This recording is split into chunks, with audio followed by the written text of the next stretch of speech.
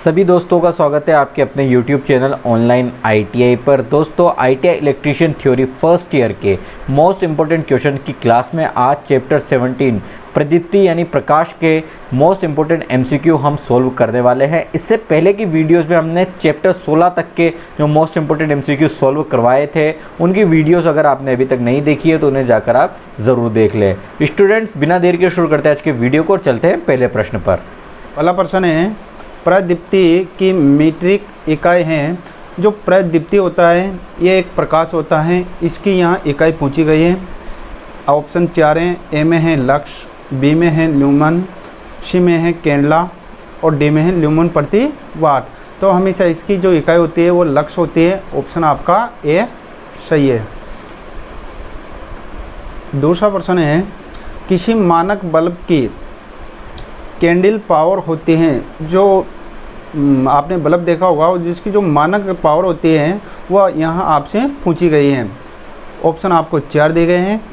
ए में है 0.0201 वाट, बी में है 0.2001 वाट, सी में है 0.0210 वाट और डी में है 0.0102 वाट। तो हमेशा इसकी जो पावर होती हैं वो होती हैं 0.0201 वाट। ऑप्शन आपका ए सही है।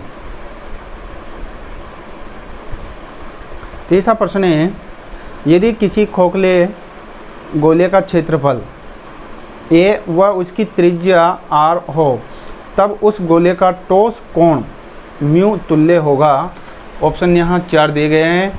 ए में है 4 पाई, बी में है 4 पाई r स्क्वायर, सी में है 2 पाई और डी में है 2 पाई r स्क्वायर। तो यह हमेशा 4 पाई होता है। तो ऑप्शन आपका ए सही है। चौथा प्रश्न है, 500 कैंडल पावर स्रोत से 10 मीटर की दूरी पर स्थित सतह पर प्रतिपन कितना होगा जबकि कोण 45 डिग्री का है। यहाँ प्रतिपन का मान पूछा गया है तो इसके लिए आपको एक सूत्र का प्रयोग करना पड़ेगा, I/d² इंटू कोस थीटा।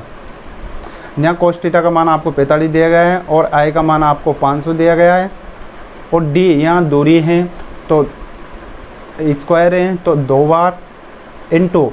अब यहाँ आपको जो कोस थीटा का मान आपको दिया गया है 45 डिग्री का, तो यहाँ 45 लिख सकते हैं आप। तो इसको सोल्व करेंगे 0 से 0, 0 से 0। कोस 45 का मान होता है 1/√2। तो यहाँ इसको आगे सोल्व करेंगे तो 5/√2 का मान होता है 1.41। जब इसका 5 में इसका भाग देंगे तो ये 3.5 ल्यूमन प्रति मीटर के आसपास आएगी। तो ऑप्शन आपका ए सही है। पांचवा प्रश्न है, प्रकाशित तल की प्रकाश स्रोत से दूरी को दुगनी कर देने पर प्रतिदीप्ति क्षेत्रफल हो जाता है। ऑप्शन आपको 4 दिए गए हैं। ए में है दुगुना, बी में है 3 गुना, सी में है 4 गुना और डी में है अपरिवर्तित। तो हमेशा ये 4 गुना हो जाता है क्योंकि दूरी की बात स्क्वायर में है। तो ऑप्शन आपका सी सही है। छठा प्रश्न है, निम्न में से किस विधि में छाया पैदा नहीं होती है। ए में है अप्रत्यक्ष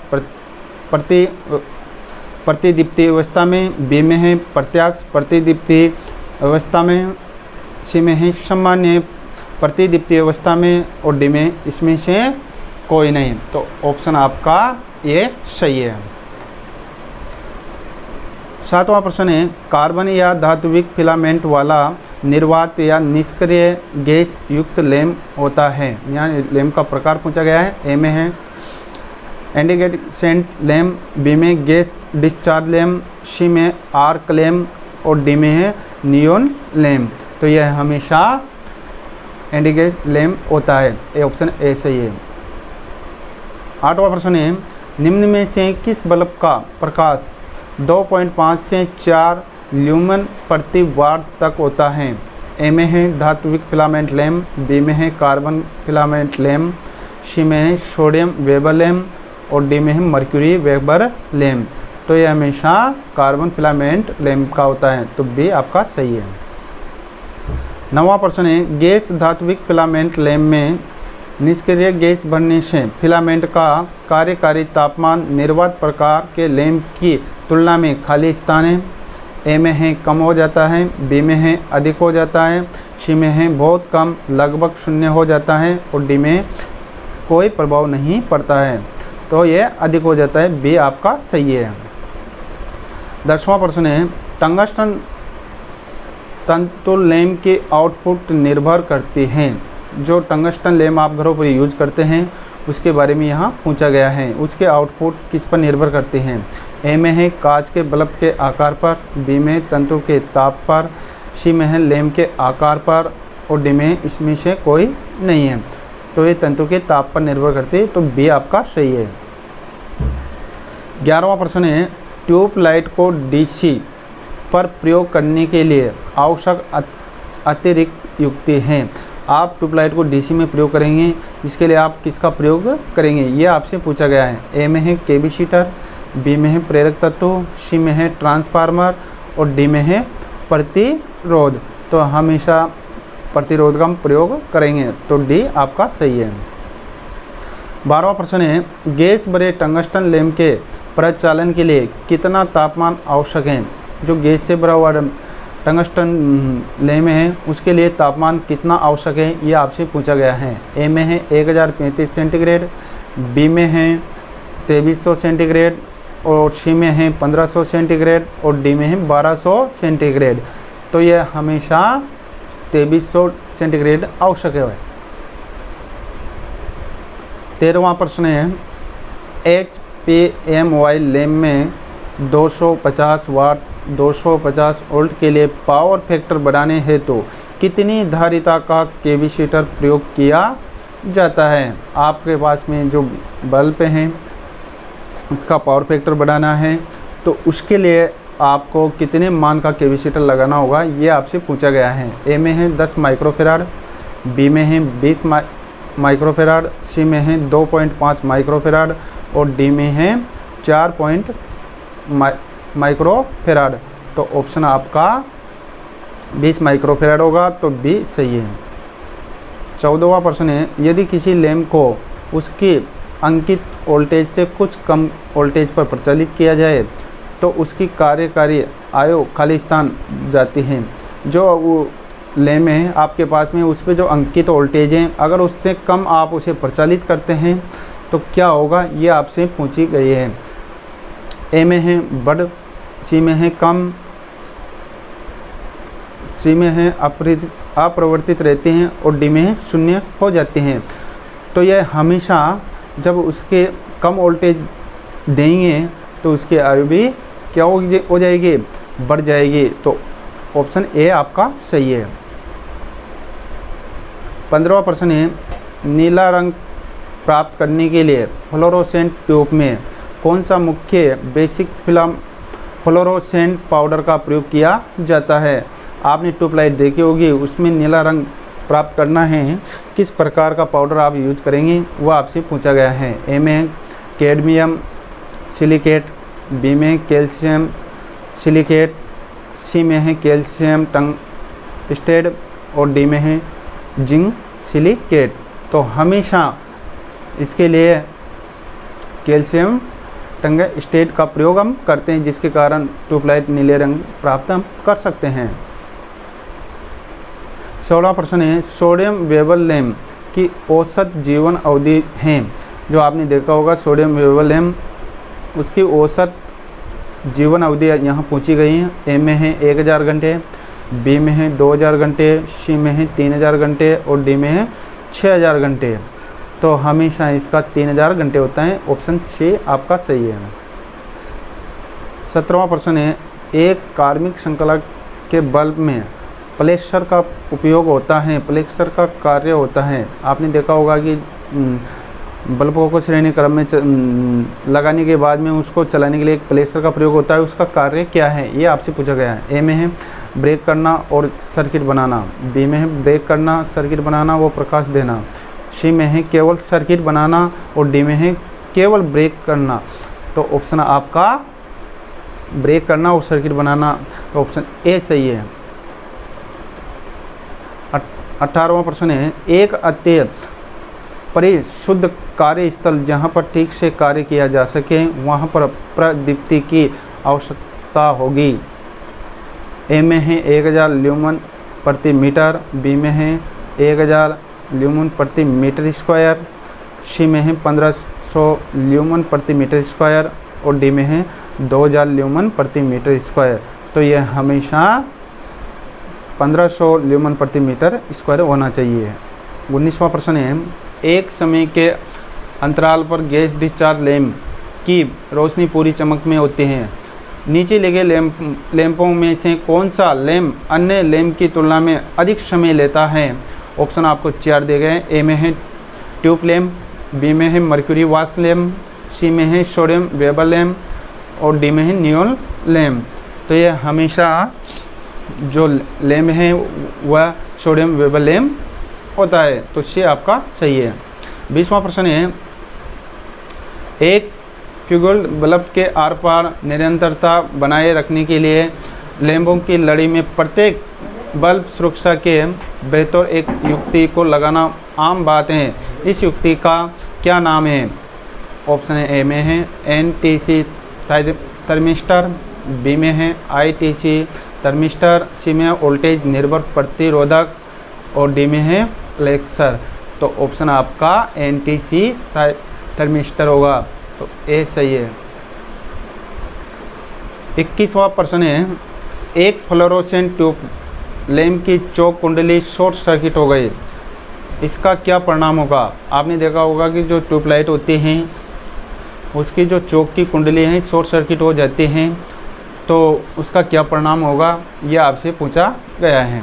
ए में है ट्यूब को पुनः चालू करने पर उसका तंतु जल जाएगा, बी में है ट्यूब तीव्र प्रकाश देगी, सी में है ट्यूब मंद प्रकाश देगी और डी में है परिपथ की धारा बहुत अधिक बढ़ जाएगी। तो ऑप्शन आपका ये सही है, ट्यूब को पुनः चालू करने पर तंतु जल जाएंगे।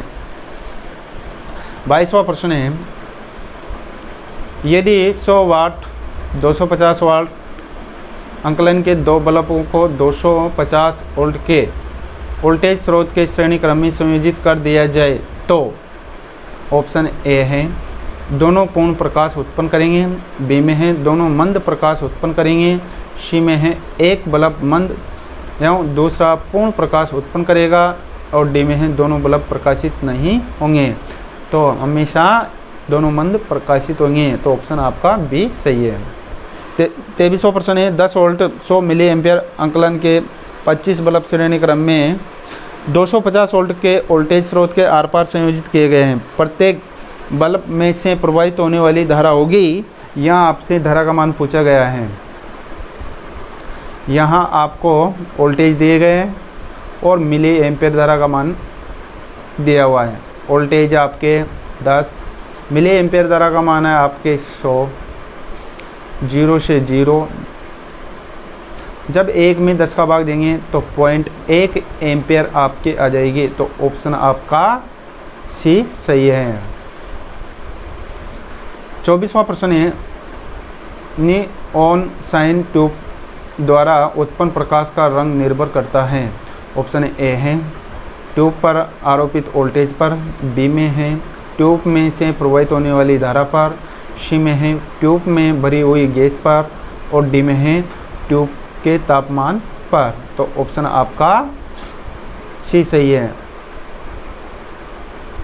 25वां प्रश्न है, निऑन साइन ट्यूब परिपथ में फायरमैन स्विच का संयोजन किया जाता है। ए में है मुख्य स्विच के साथ, बी में है भवन के अंदर, सी में है भवन के बाहर और डी में है विद्युत उप स्थान में। तो हमेशा मुख्य स्विच के साथ, ये सही है। 26वां प्रश्न है, निऑन साइन ट्यूब के प्रचालन के लिए आवश्यक वोल्टेज निर्भर करते हैं। ए में है नली के व्यास पर, बी में है नली में भरी हुई गैस पर, सी में है नली की लंबाई पर और डी में है इसमें से कोई नहीं। तो ये हमेशा नली की लंबाई पर निर्भर करती है। 27वां प्रश्न है, उच्च दाब मर्क्यूरी वेबर लैंप में आयनीकरण प्रक्रिया किसके द्वारा प्रारंभ की जाती है? ऑप्शन है मुख्य इलेक्ट्रोड, बी में सहायक इलेक्ट्रोड, सी में है मुख्य तथा सहायक इलेक्ट्रोड और डी में इसमें से कोई नहीं। तो यह हमेशा मुख्य और सहायक इलेक्ट्रोड द्वारा, तो ऑप्शन सी सही है। 28वां प्रश्न है, उच्च दाब मर्क्यूरी वेबर लैंप निम्नलिखित वोल्टेज में बनाए जाते हैं? ए में है 40,60 वाट, बी में है 80,125 वाट, सी में है 100,200 वाट और डी में है 250,500 वाट। तो ये हमेशा 80,125 वाट में बनाए जाते हैं, तो बी आपका सही है। 29वां प्रश्न है, छोटे बल्बों की एक लड़ी में 4 समांतर पंथ है और उन्हें केवल एक प्लेसर बल्ब से नियंत्रण करना है, तो प्लेसर बल्ब का धारा का मान होगा? ए में है एक बल्ब के धारा का मान के बराबर, बी में है एक बल्ब की धारा का मान का 1/4, सी में है एक बल्ब की धारा का मान का 4 गुना और डी में है बल्बों की कुल संख्या इंटू एक बल्ब की धारा का मान के बराबर। तो ये हमेशा एक बल्ब की धारा का मान की 4 गुना होते हैं, तो ऑप्शन सी सही है। 30वां प्रश्न है, 240 वोल्ट सप्लाई में 6 वोल्ट बल्ब को कार्य करने के लिए खाली स्थान बल्बों की ज़रूरत होगी। यहाँ आपको समझना पड़ेगा, आपको एक सूत्र यूज़ करना पड़ेगा, सप्लाई वोल्टेज बटा प्रत्येक बल्ब का वोल्टेज, तो ये P हो गया। इसके बाद में प्लस VP, अब इंटू प्रतिशत यहाँ जाता है, तो वोल्टेज है आपके 240 और 6 प्लस 240 बटा 6। अब प्रतिशत निकालेंगे इसका 6 का, 6/0 कट रहे हो तो का ये कट गए आपके 40 बार, 6 से 6, 0 से 0, 40 प्लस 24/3 10। इसको आगे सोल्व करेंगे, 40 प्लस 2.4 तो 42.4। तो ये आपको ऑप्शन में मिल जाएगा, तो ऑप्शन आपका डी सही है। दोस्तों ये थे चैप्टर 17 के मोस्ट इम्पोर्टेंट क्वेश्चंस। अगर वीडियो आपको पसंद आया हो तो इसे लाइक ज़रूर करें। साथ ही आगे भी ITI से संबंधित इसी तरह के हेल्पफुल वीडियोस को देखने के लिए हमारे चैनल को सब्सक्राइब करके बेल आइकन ज़रूर दबाएं। मिलते हैं अगली वीडियो में, टेक केयर।